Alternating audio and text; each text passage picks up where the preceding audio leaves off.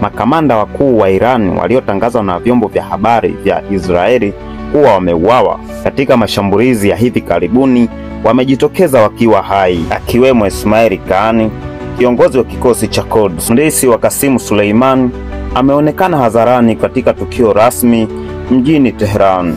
Al-Shahani, mshauri mkuu wa usalama wa taifa ambaye aliripotiwa kuuawa, aonekana akiwa hai na hali yake ya afya inaendelea kuimarika.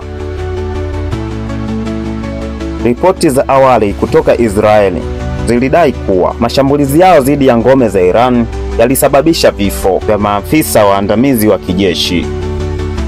Lakini picha na video mpya kutoka Iran zinaonyesha kuwa viongozi hao wakiwa hai. Ni hali iliyoibua maswali kutokana na taarifa za uongo zilizotoka kwenye vyombo vya habari nchini Israeli.